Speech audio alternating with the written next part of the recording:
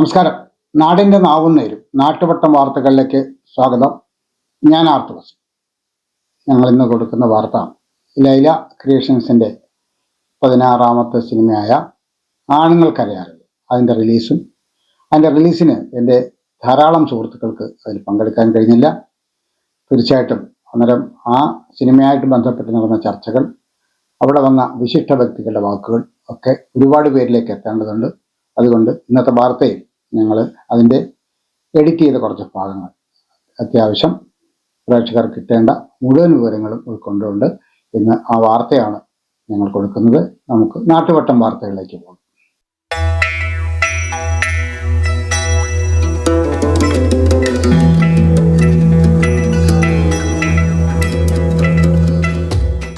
ബുധനാഴ്ചയല്ലേ കല്യാണം ഗോപിയെ? നീ ഇതെടുത്തോ, നിനക്കിത് നന്നായി ചേരും.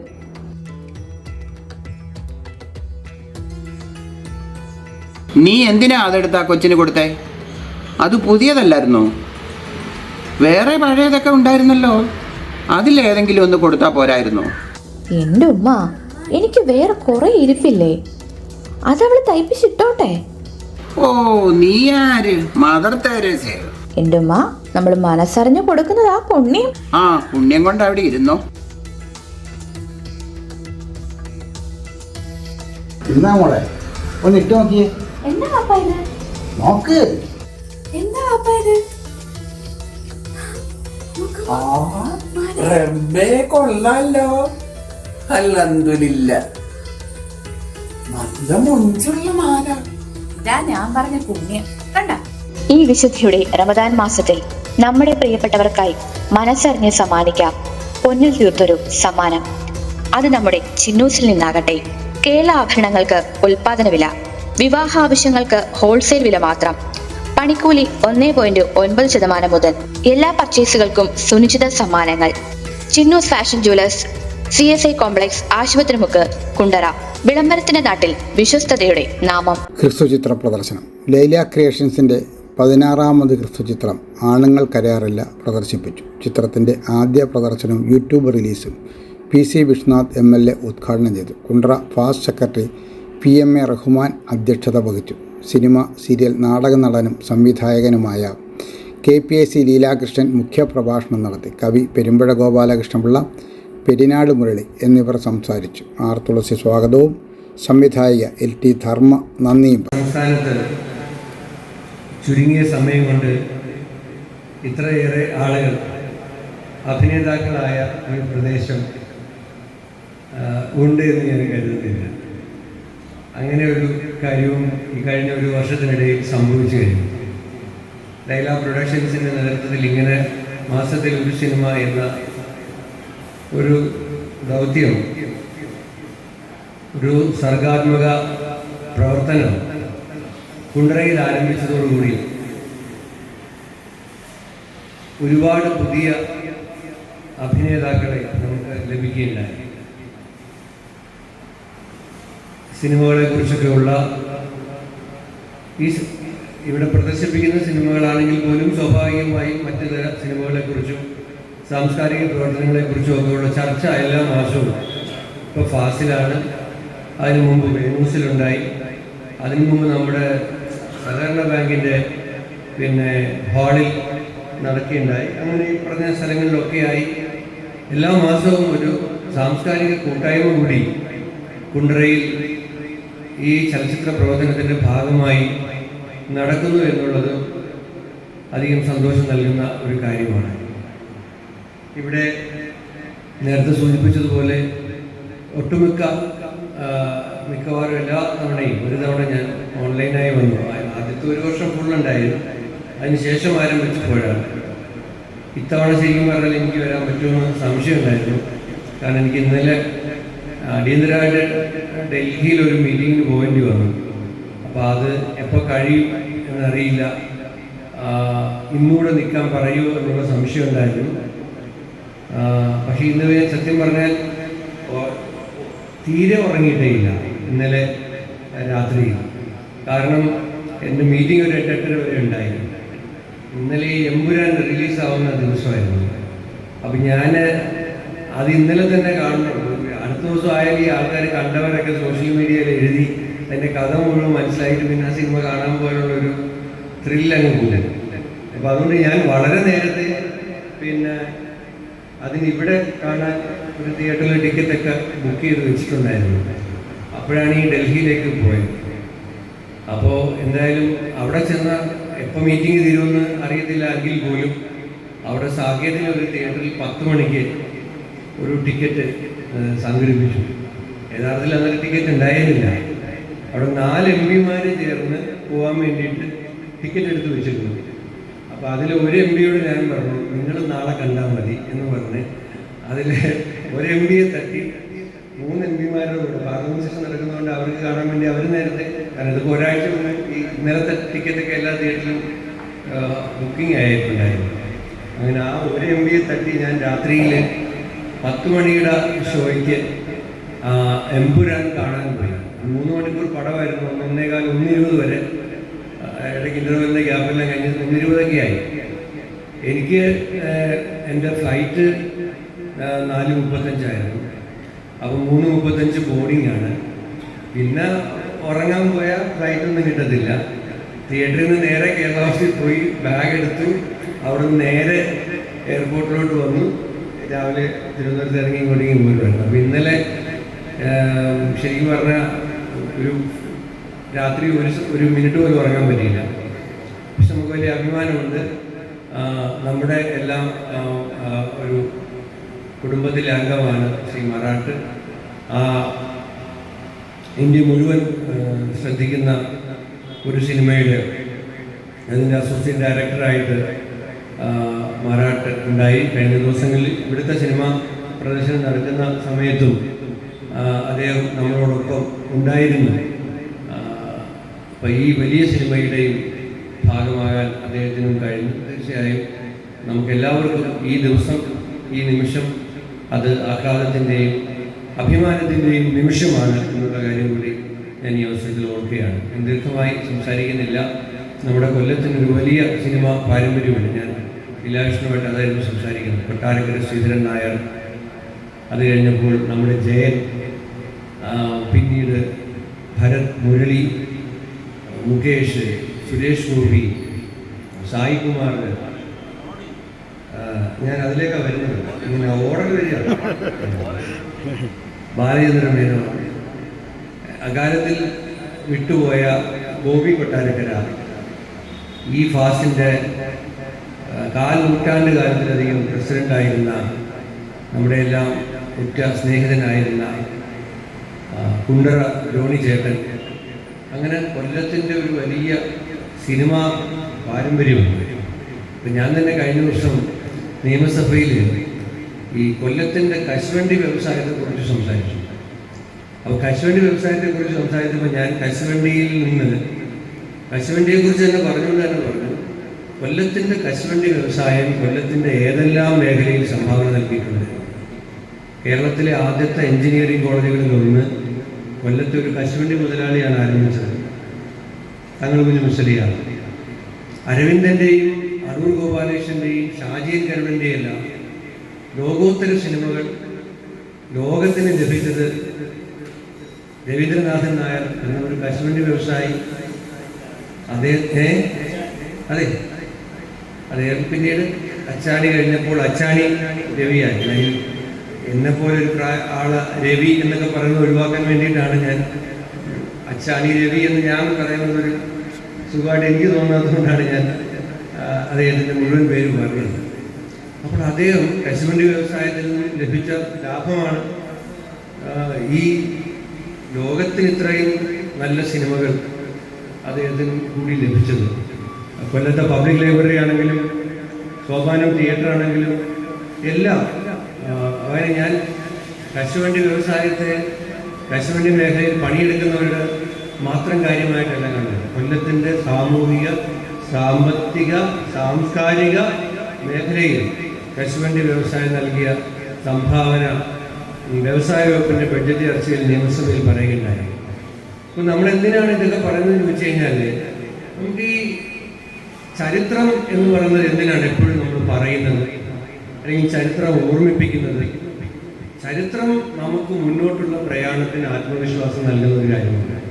അതാണ് ചരിത്രത്തിൻ്റെ ഏറ്റവും വലിയ, അത് നമ്മുടെ സാമൂഹ്യ ജീവിതത്തിന് ഒരു ഉൾക്കരുത്ത് നൽകും.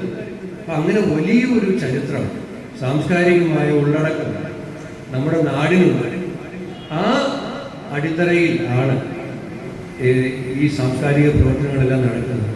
അവിടെയാണ് ഇത്തരത്തിൽ എല്ലാ മാസവും മനോഹരമായ ഓരോ സിനിമകൾ ധർമ്മയെ ഒരുപാട് തവണ അഭിനന്ദിച്ചുകൊണ്ട് എൻ്റെ അഭിനന്ദനം ക്ലീശയായി മാറും എന്നുള്ളത് കൊണ്ടാണ് ഞാൻ അതിലേക്ക് കടക്കാറുള്ളത്. കാരണം വീണ്ടും അടുത്ത മാസം എനിക്ക് പ്രസംഗിക്കേണ്ടതാണ്. അപ്പം അതുകൊണ്ട് എല്ലാ മാസവും ഇങ്ങനെ വന്ന് പ്രസംഗിക്കേണ്ടി വരുന്ന ഒരാളെ കുറിച്ച് നിങ്ങൾ ആലോചിക്കണം. അപ്പം ഞാൻ അതുകൊണ്ട് അത് ഞാൻ ഒരുപാട് പറയാനുണ്ടെങ്കിൽ ഞാനത് ചുരുക്കുകയാണ്. കാരണം അത്രയേറെ സിനിമകൾ, അത്രയേറെ ഗൗരവമുള്ള പ്രമേയങ്ങൾ ഈ ദിവസങ്ങളിൽ ചർച്ച ചെയ്തു. ഇപ്പോഴത്തെ സിനിമ എല്ലാവരും പൂർണ്ണമായി കാണാനിരിക്കുന്നതേ ഉള്ളൂ. അത് ആണുങ്ങൾ കരയാറില്ല എന്നതാണ് സിനിമ. പ്രത്യേകിച്ച് ഈ പുരുഷന്മാരുടെ അസോസിയേഷനൊക്കെ രൂപീകരിക്കുന്ന ഒരു കാലമാണ് അല്ലേ? ആ സമയത്താണ് ഇപ്പോൾ ആണുങ്ങൾ കരയാറില്ല എന്ന് പറഞ്ഞിട്ട് ആണുങ്ങളുടെ അടക്കിപ്പിടിച്ച വേദനകളും ദുഃഖങ്ങളും പ്രാരാബ്ദങ്ങളും സങ്കടങ്ങളുമെല്ലാം പുറത്തേക്ക് വരുന്ന ഒരു സിനിമയാണ്. ഈ ചില മാറ്റങ്ങൾ ഒക്കെ ഇതിൻ്റെ കാര്യത്തിൽ വരുത്തിയിട്ടുണ്ടെന്ന് തുളസീകരൻ തന്നെ പറയുകയുണ്ടായി. മുൻപ് അഭിനയിച്ചിട്ടുള്ള ആളുകളെ ഈ സിനിമകളിൽ അഭിനയിപ്പിക്കാറില്ലായിരുന്നു. അതിലൊക്കെ ചെറിയ വിട്ടുവീഴ്ച ചെയ്തുകൊണ്ടാണ്. കാരണം മുരളീധരനൊക്കെ ഭയങ്കരമായിട്ട് ശുപാർശ ചെയ്തുകൊണ്ടിരിക്കുക എന്നുള്ള കാര്യം എനിക്കറിയാമായിരുന്നു. കാരണം മുൻനിര അഭിനേതാക്കൾ പോലും ലൈല ക്രിയേഷൻസിൻ്റെ സിനിമയിൽ അഭിനയിക്കാൻ ആദ്യമൊക്കെ എന്തായത് നടക്കുന്നത് നോക്കട്ടെ, ഇത് എത്ര വരെ പോകും എന്ന് കാണാം എന്ന് പറഞ്ഞ് മാറി നിന്നവരൊക്കെ ഇപ്പോൾ വരുന്നത്. മുരളീധരനൊക്കെ കുറേ കാലങ്ങളായി മലയാളത്തിലെ സിനിമയിൽ ഇന്ദ്രൻസിനോടൊപ്പവും അതുപോലെ മുൻനിര നായകന്മാരോടൊക്കെ ഒപ്പം ഒരുപാട് കാലം സിനിമയിലും സീരിയലിലും ഒക്കെ അഭിനയിച്ചിട്ടുള്ള അനുഭവ സമ്പത്തുള്ള അദ്ദേഹമൊക്കെ ഇപ്പോഴത്തെ ഈ ആണുങ്ങൾ കരയാറില്ല എന്ന സിനിമയിൽ അഭിനയിച്ചിട്ടുണ്ട്. എല്ലാവർക്കും ഒരിക്കൽ കൂടി അഭിനന്ദനങ്ങളും ആശംസകളും നേരുന്നു. ഇതൊരു നല്ല സാംസ്കാരിക മുന്നേറ്റത്തിൻ്റെ കാരണം കൂടി ഈ കൂടി വരവ് ആയി മാറട്ടെ എന്നുകൂടി ആശംസിച്ചുകൊണ്ട് ഞാൻ ഈ ഉദ്ഘാടന കർമ്മം നിർവഹിച്ചതായി അറിയിക്കുന്നു. നന്ദി, നമസ്കാരം. കഴിഞ്ഞ പല പരിപാടികളിലും പറയുന്നത് പോലെ നമുക്ക് ഒരുപാട് കലാകാരന്മാരെ നമ്മുടെ നാട്ടിൽ സൃഷ്ടിക്കാൻ കഴിഞ്ഞിട്ടുണ്ട്. അതൊരു വലിയ കാര്യമാണ്. ഒരു ക്യാമറയുടെ മുമ്പിൽ നിന്ന് അഭിനയിക്കാനുള്ള അവസരം നമ്മുടെ പെരുന്നാട് പ്രസാദം പോലുള്ളവർക്ക് കൊണ്ടാശപ്പെടുത്തത് നമ്മുടെ തുളസി തന്നെയാണ്, അല്ലെങ്കിൽ LD രവിയാണ്. അതെല്ലാം വലിയ കാര്യങ്ങളാണ്. നമ്മുടെ നാട്ടിൽ ഒരുപാട് കലാകാരന്മാരെ വാർത്തെടുക്കുന്നുണ്ട്. അതുപോലെ തന്നെ അവർക്ക് ഒരുപാട് ഭാവിയിൽ ഒരുപാട് നേട്ടങ്ങൾ ഉണ്ടാകട്ടെ എന്നീ അവസരത്തിൽ ആഗ്രഹിക്കുന്നു. അതോടൊപ്പം ശ്രീ തുളസിയുടെ ഒരു കാര്യം പറഞ്ഞു, സിനിമയിലോട്ട് അല്ലെങ്കിൽ ഫീച്ചർ ഫിലിമിലേക്ക് ഞങ്ങൾക്ക് വലിയ താല്പര്യമില്ല, അല്ലെങ്കിൽ ഇതുപോലെ പോകാനാണ് താല്പര്യം എന്ന് പറഞ്ഞു. ഇന്ന് നമ്മൾ മനസ്സിലാക്കേണ്ട ഒരു യാഥാർത്ഥ്യം, ഇന്ന് ഏറെ ചർച്ചാ വിഷയമായി ജീവിക്കൊണ്ടുന്ന ഒരു സിനിമയുണ്ട്, പൃഥ്വിരാജിന്റെ എമ്പുരാൻ. ആ സിനിമയുടെ അസോസിയേറ്റ് ഡയറക്ടറാണ് നമ്മുടെ തുളസിയുടെ പുത്രൻ മറാഠി. നിങ്ങളെല്ലാം നിങ്ങൾക്ക് അറിയാമോ എനിക്കറിയില്ല. ഇത്രയും വലിയൊരു സിനിമയുടെ അസോസിയേറ്റ് ഡയറക്ടറായിട്ട് നമ്മുടെ തുളസിയുടെ മകൻ എത്തിയെന്ന് പറഞ്ഞാൽ അദ്ദേഹത്തിന് നമ്മളൊരു കൈയ്യടി കൊടുക്കുകയോ. മലയാളത്തിൽ ഇതുപോലെ സിനിമ ഇറങ്ങിയിട്ടില്ലെന്നാണ് നമ്മളെല്ലാം മനസ്സിലാക്കുന്നത്. അതിന്റെ അസോസിയേറ്റ് ഡയറക്ടറാണ് ഭാഗമാക്കാനായിട്ട് നമ്മുടെ കുടുംബത്തിലെ ഒരു പയ്യൻ മറാഠിന് കഴിഞ്ഞു എന്നുള്ളത് വലിയ കാര്യമാണ്. അതോടൊപ്പം തന്നെ ധർമ്മയും LD ധർമ്മയും കൂടുതൽ മേഖലകളിലേക്ക്, സിനിമയുടെ കൂടുതൽ മേഖലകളിലേക്ക് പോകട്ടെ. എല്ലാവിധ ആശംസകളും നമ്മൾ എല്ലാവരുടെ ഭാഗത്തു നിന്നും അർപ്പിച്ചുകൊണ്ട് ഞാൻ യോഗം അവസാനിപ്പിക്കുന്നു. അക്ഷയ ക്രിയയിലാണ് ഈ ചെന്നപ്പെട്ടതെന്ന് എനിക്ക് മനസ്സിലായി. തുടർന്ന് അശ്വമേധ ഡോക്ടറായി, മുടിയനായപുത്രനായി, ഇങ്ങനെ കുറേ നാടകങ്ങൾ ചെയ്യുകയും അതിനോടൊപ്പം തന്നെ ഗുരു പരമ്പരകളിലേക്ക് കിട്ടുകയുണ്ടായി. അതിൽ പ്രധാനമായിട്ടും ഗോകുൽഭാസ് സാറ്, K. കേശവൻകുട്ടി സാറ്, പിന്നെ NN പിള്ള സാർ. അദ്ദേഹത്തിൻ്റെ അവസാന നാടകമായിരുന്നു മനുഷ്യൻ്റെ മാനിഫെസ്റ്റോ. പിന്നെ ലെനിൻ രാജൻ സാർ. നമുക്കറിയാം, ഒരു കാലഘട്ടത്തിൽ വിപ്ലവ നക്ഷത്രം എന്നൊക്കെ വിശേഷിപ്പിച്ചിരുന്ന പ്രാസംഗിക കലയുടെ കുലപതിയായിരുന്ന കണിയാപുരം രാമചന്ദ്രൻ എന്ന് പറയുന്ന പ്രതിഭയുടെ അവസാന നാടകമായിരുന്നു സപ്പോസ് എന്നൊരു ഗ്രഹബന്ധമായി. അപ്പം ഇങ്ങനെ നാടകങ്ങൾ, തിക്കോടിയുടെ രാജയോഗം, അവിടെ എല്ലാം നമ്മൾ ശരിക്കും പറഞ്ഞാൽ ഗുരുവിനെ തേടിയുള്ള യാത്ര എന്ന് പറയുന്ന പോലെ പഠിക്കാൻ ശ്രമിക്കുകയാണ്. ഇപ്പോഴും ഞാൻ ഇങ്ങനെ എത്തിയിട്ടില്ല എന്ന് മനസ്സിലാക്കുന്ന ഒരാൾ കൂടിയാണ്. അന്ന് ഈ സിനിമ എന്ന് പറഞ്ഞാൽ നമുക്കൊരു വലിയ മോഹ സ്വപ്നമുള്ളൊരു കാലമുണ്ടല്ലോ. അവിടെയാണ് ഈ കുണ്ടറക്കാർ ഭാഗ്യവാന്മാരാണെന്ന് പറയുക കാര്യം. കാരണം നിങ്ങളൊക്കെ ഓടിച്ചിട്ട് പിടിച്ച് അഭിനയിപ്പിക്കുകയാണ്. അന്ന് ഈ പലപ്പോഴും ഈ ഷൂട്ടിംഗ് ലൊക്കേഷൻ നമ്മൾ വായി നോക്കിക്കും, ദൂരെ മാറി നിൽക്കും, അവിടെ അടുത്തോട്ടൊന്നും ചെല്ലാൻ പറ്റില്ല. അങ്ങനെ വർഷങ്ങൾക്ക് ശേഷം ഞാൻ ആദ്യം ചെയ്ത സിനിമയായിരുന്നു സ്റ്റാലിൻ ശിവദാസ്, മമ്മൂട്ടിയുടെ. അപ്പൊ ആ സിനിമയിൽ തന്നെ വലിയ വേഷമൊന്നുമില്ല, 2 ഡയലോഗും ഒരു പാർട്ടി സഖാവായിട്ടൊരു സാധനമാണ്. അപ്പൊ അതൊക്കെ കഴിഞ്ഞു വന്നപ്പോഴാണ് പിന്നെ ഈ സിനിമ ഇതെന്ന് പറഞ്ഞാൽ എടുക്കാൻ സമയമൊന്നുമില്ല.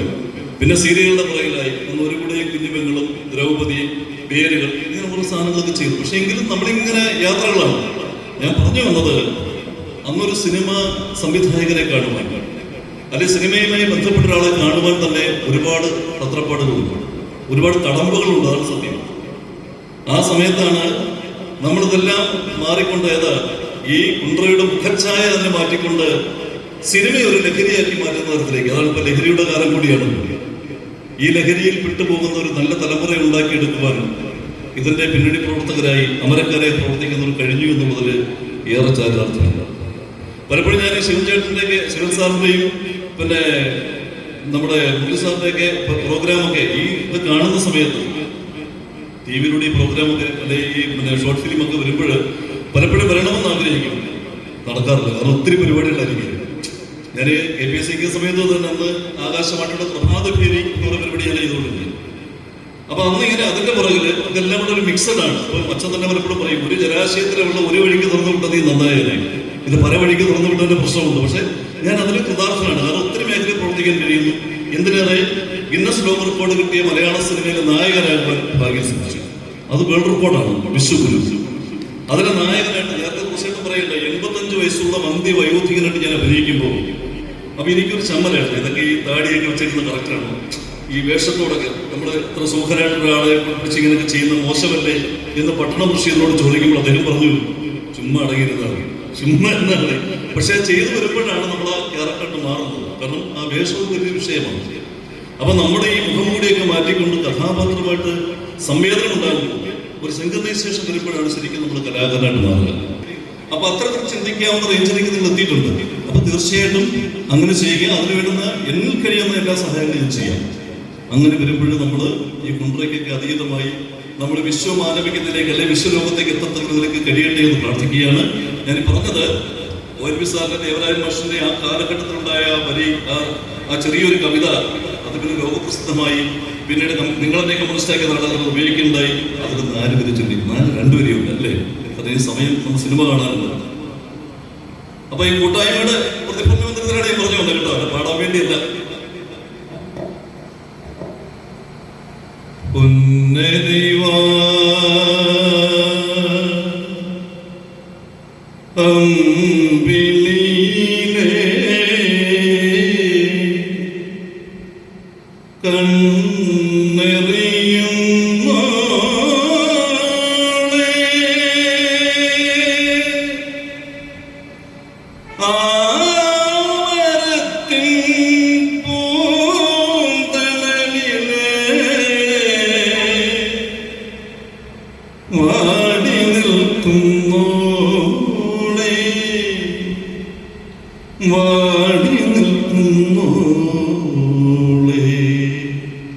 അങ്ങനെ ഈ ധർമ്മയും ഈ ലൈല ക്രിയേഷൻസും ഒക്കെ ഉണർവിന്റെ ഉയരങ്ങളിലേക്ക് എത്തട്ടെ എന്ന് മാത്രം പ്രവർത്തിച്ചു നിർത്തുന്നു. എന്റെ പ്രിയപ്പെട്ടവർക്കെല്ലാം ഒരിക്കൽ കൂടി അഭിനന്ദനങ്ങൾ അറിയിച്ചു നിർത്തുന്നു. നന്ദി, നമസ്കാരം. പക്ഷേ ഒരു നല്ല സിനിമയായിട്ടാണ് എനിക്ക് തോന്നിയത്. എന്തുകൊണ്ടെന്ന് ധർമ്മയുടെ 16ാമത്തെ സിനിമയാണ്. 15 സിനിമയിലെ ധർമ്മ കുട്ടികളുടെ പക്ഷത്തോ സ്ത്രീപക്ഷത്തോ നിന്നുകൊണ്ട് മാത്രമാണ് സംസാരിച്ചത്. ഇപ്പോൾ ഒന്ന് മാറി ചിന്തിച്ചിരിക്കുക. ഈ സിനിമയുടെ ടൈറ്റിൽ ആണുങ്ങൾ കരയാറില്ല എന്നാണ്. അതൊരു പൊതുവായ സ്റ്റേറ്റ്മെന്റ് നല്ലതാണ്, ആണുങ്ങൾ കരയാറില്ല. പക്ഷെ സിനിമ കാണുമ്പോൾ സിനിമ നമ്മളോട് ചില മാറ്റം പറയുന്നു. വിവാഹിതരായ ആണുങ്ങൾ കരയാറില്ല. ആ സിനിമയാണ് ആണുങ്ങൾ കരയാറില്ല എന്ന ടൈപ്പിനോടൊപ്പം ഈ സിനിമ ഒരു പുതിയ വിശേഷം, ഈ ആണുങ്ങൾക്കൊരു വിശേഷം കൊടുക്കുകയാണ്. വിവാഹിതരായ ആണുങ്ങൾ കരയാറില്ല. വീണ്ടും അത് തോന്നുന്നു, പിതാക്കന്മാരായ അച്ഛന്മാരായ ആണുങ്ങൾ കരയാറില്ല. അങ്ങനെ മാറ്റം. എന്നിട്ട് ഇതെല്ലാം കണ്ട് അവസാനം വരുമ്പോൾ ധർമ്മയുടെ ഉദ്ദേശത്തോട് എനിക്കറിയില്ല, എനിക്ക് തോന്നിയത് ധർമ്മ പറയുന്നത് ആണുങ്ങളെ കരയിപ്പിക്കരുത് എന്നാണ്. അതൊരു താക്കീതാണ്. സ്ത്രീവർഗത്തോടായാലും മക്കളോടായാലും കുടുംബത്തിലെ കണ്ടില്ലേ, ഒരാളിങ്ങനെ ഒട്ടും വയ്യാതായിട്ട് പണിയെടുത്ത് മുതിർന്ന മകനെയും മകൾക്കും വേണ്ടുന്ന സമ്പാദ്യങ്ങളെല്ലാം കൊടുത്തു കഴിഞ്ഞിട്ടും ആ കൊച്ചുമകനോടൊപ്പം വീട്ടിൽ കയറി ചെല്ലുമ്പോൾ കിട്ടുന്ന സന്തോഷം. അപ്പോൾ അവരുടെ മകനാണ് കൂടെ നിൽക്കുന്നത്, ആ കുട്ടിയും കൂടിയാണ് ഇത് കേൾക്കുന്നത്. അച്ഛനും അമ്മയും തൻ്റെ അപ്പനെ കുറിച്ച് പറയുന്നതല്ല, അവരുടെ അച്ഛനെ കുറിച്ച് പറയുന്നത് കേൾക്കുന്ന ആ കുട്ടിയും കൂടിയാണ്. അപ്പോൾ പുതിയ തലമുറ കൂടിയാണ് കേൾക്കുന്നത്. അപ്പോൾ ഈ സിനിമ പറയുന്നത് ആണുങ്ങളെ കരയിപ്പിക്കുന്നത് അല്ലേ, അതല്ലേ ഉദ്ദേശിക്കുന്നത് തീർച്ചയായും. പക്ഷെ ഈ സിനിമ കണ്ടു തുടങ്ങിയപ്പോൾ തൊട്ട് എൻ്റെ മനസ്സ് വല്ലാതെ കരങ്ങിപ്പോയി. കരഞ്ഞു കൊണ്ട് ഞാൻ പറഞ്ഞാൽ ഇവരെടുത്ത് യൂട്യൂബിൽ കൊടുത്ത ആളുകൾ ഞാൻ ഇത്രയേ ഉള്ളൂ. ആരാണ് ആണുങ്ങൾ കരയാറില്ല. ഞാൻ പറഞ്ഞു. എല്ലാവർക്കും നമസ്കാരം. ഒരുപാട് വലിയ സദസ്സായതുകൊണ്ട് എൻ്റെ പ്രസംഗത്തിനൊന്നും ഒന്നുമില്ല. ആദ്യം തന്നെ ഇവിടെ ഇരിക്കുന്നവരുടെ എല്ലാവരുടെ നമ്മുടെ ഇപ്രാവശ്യം നേരിടേണ്ടി വന്ന സാങ്കേതിക തകരാറിന് ക്ഷമ ചോദിക്കുകയാണ്. പിന്നെ ഈ സിനിമ ഓരോ സിനിമ കഴിയുന്നതോറും എന്തെങ്കിലുമൊക്കെ തകരാറുണ്ടെങ്കിൽ ഇതുപോലെ പറഞ്ഞു തരുമ്പോൾ നമ്മൾ പഠിക്കുന്നുണ്ട്. കാര്യം ഇത് അച്ഛൻ എപ്പോഴും പറയാൻ പറയുന്നത്, എന്നാലും ഇതിനെക്കുറിച്ച് ഒന്നും പഠിച്ചിട്ടോ അറിഞ്ഞിട്ടോ അല്ല ഞാൻ ചെയ്തു തുടങ്ങിയത്. ഞങ്ങൾ ഇങ്ങനെ ചെയ്തു തുടങ്ങിയ കാര്യങ്ങൾ നമ്മൾ നേരത്തെ പറഞ്ഞിട്ടുള്ളതാണ്. അപ്പോൾ ഓരോ ദിവസവും അക്ഷരങ്ങൾ എഴുതി പഠിക്കുന്ന ഒരു കുഞ്ഞിനെ പോലെ ഇതിനെക്കുറിച്ച് ഞാൻ പഠിച്ചുകൊണ്ടിരിക്കുകയാണ്. അതുകൊണ്ട് തന്നെ അതിനകത്ത് തന്നെ കുറ്റങ്ങളും തെറ്റുകളും നിങ്ങൾ പറഞ്ഞാൽ മാത്രമേ എനിക്കിപ്പോഴും മനസ്സിലാക്കാൻ പറ്റത്തുള്ളൂ. പിന്നെ ഈ സിനിമയെക്കുറിച്ച് പറയുമ്പോൾ ഞാനൊരു സ്ത്രീ, സാറുണ്ടാകുമ്പോൾ പറഞ്ഞാൽ സാർ സ്ഥിരം എന്ന സിനിമ ആണെന്നും ആദ്യം പറഞ്ഞ ഡയലോഗാണ് ഞാൻ സ്ത്രീപക്ഷപാതിയാണുള്ളത്. പക്ഷെ അതുകൊണ്ടല്ല, നമ്മുടെ ചുറ്റും നോക്കുമ്പോൾ കാണുന്ന കാഴ്ചകളാണ് ഞാൻ എപ്പോഴും സിനിമകളാക്കാൻ ആഗ്രഹിക്കുന്നത്.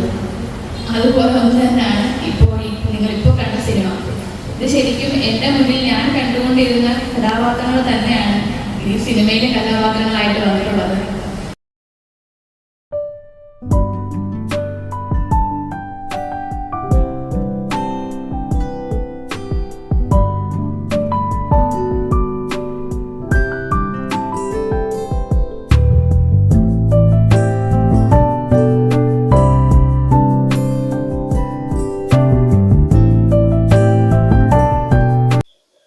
നാട്ടുവട്ടം വാർത്തകൾ ഇവിടെ സമാപിക്കുമ്പോൾ ലൈല ക്രിയേഷൻസ് ബാനറിൽ നിർമ്മിച്ചിട്ടുള്ള യൂട്യൂബിൽ ഇപ്പോൾ ലഭ്യമായ നിങ്ങൾ കാണാൻ കഴിയുന്ന 16 ഹ്രസ്വചിത്രങ്ങളുണ്ട്. 17ാമത്തെ ഹ്രസ്വചിത്രത്തിൻ്റെ പണികൾ ഞങ്ങൾ ആരംഭിച്ചു കഴിഞ്ഞു.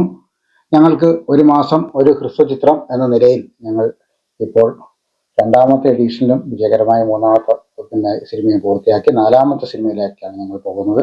ഇനിയുള്ള മാസങ്ങളിലും ഞങ്ങൾക്ക് ഇതിനകത്ത് അഭിനയിക്കാൻ ആൾക്കാരെ ആവശ്യമുണ്ട് എന്ന് പറയുമ്പോൾ തീർച്ചയായിട്ടും നാടകം, സിനിമ, സീരിയലുകൾ അങ്ങനെയൊക്കെ മുൻ അഭിനയിച്ചിട്ടുള്ളവരെ ഞങ്ങൾ അത്യാവശ്യം പരിഗണിക്കുന്നില്ല. അതിൻ്റെ കാരണം അത് സ്വാഭാവികമായിട്ടും ഞങ്ങൾക്ക് അത്തരംകാരെ നമ്മൾ പല പ്രാവശ്യമായിട്ട് എടുത്തതിൽ ഞങ്ങൾക്കുണ്ടായിട്ടുള്ള ബുദ്ധിമുട്ട് വളരെ വലുതായതുകൊണ്ടാണ്. അതുകൊണ്ട് ഞങ്ങൾ ഇതുവരെ അഭിനയിച്ചിട്ടില്ലാത്ത, പക്ഷേ അഭിനയമോഹം മനസ്സിലുള്ള, അഭിനയിക്കണമെന്ന് താല്പര്യമുള്ള, കുറച്ച് ബുദ്ധിമുട്ടാനും കഷ്ടപ്പെടാനും അല്പം സമയം അതിനായി മാറ്റിവെക്കാനും തയ്യാറുള്ള മുഴുവൻ പേരെയും ഞങ്ങളുടെ ടീമിലേക്ക് ക്ഷണിക്കുകയാണ്. അത് പെൺകുട്ടികളും ആൺകുട്ടികളും സ്ത്രീകളും പുരുഷന്മാരും പല ഏജിലുള്ളവരെ ഞങ്ങൾക്ക് ആവശ്യമുണ്ട്. ഞങ്ങളുടെ ടീമിലേക്ക്, ലൈല ക്രിയേഷൻസിൻ്റെ ടീമിലേക്ക് ചേരാൻ. നമ്മുടെ നാട്, കൊല്ലറ നാട് ഒരു പുതിയ ചരിത്രം എന്ന് MLAയും നമ്മുടെ മീറ്റിങ്ങുകളിലൊക്കെ വരുന്നവർ പറയുന്നത് ഞങ്ങൾക്ക് സന്തോഷമാണ്. അത് കൂടുതൽ സമ്പുഷ്ടമാക്കാൻ നമ്മുടെ നാട്ടിലുള്ള നിങ്ങളെ ഓരോരുത്തരെയും എനിക്ക് കഴിയുന്നത് ഇതിൽ അഭിനയമോഹമുള്ള നമ്മുടെ നാടും പരിസരത്തുള്ള മുഴുവൻ പേരെയും ഒരു മിനി സ്ക്രീനിൽ കൊണ്ടുവരണം. തീർച്ചയായിട്ടും ഈ സ്ക്രീനിലുള്ള ലൈല ക്രിയേഷൻസിൻ്റെ സ്ക്രീനിൽ സിനിമയിൽ അഭിനയിച്ചവരൊക്കെ വലിയ സ്ക്രീനിലേക്ക് പോകുമ്പോൾ ഞങ്ങൾക്ക് ആഹ്ലാദമുണ്ട്. അങ്ങനെ നമ്മുടെ താരങ്ങളെ അവർ വലിയ താരങ്ങളാക്കട്ടെ. അങ്ങനെ താരങ്ങളാകാൻ താല്പര്യമുള്ള നിങ്ങൾ ഓരോരുത്തരും നിങ്ങളുടെ വാട്സപ്പ് നമ്പറായ 94 47 11 99 80 നിങ്ങളുടെ വിവരങ്ങൾ ഒന്നുകിൽ വാട്സപ്പ് മെസ്സേജ് ചെയ്യുക, അല്ലെങ്കിൽ ഞങ്ങളുടെ ഫോണിലേക്ക് ആ നമ്പറിലേക്ക് വിളിക്കുക. സ്നേഹപൂർവ്വം നമുക്ക് വീണ്ടും നമ്മുടെ മൊബൈൽ ഫോണിലൂടെ നാളെ രാത്രിയിൽ പരസ്പരം കാണാം. അതുവരെ നാട്ടുപട്ടം ടീമിന്റെ സ്നേഹം, ആദരം.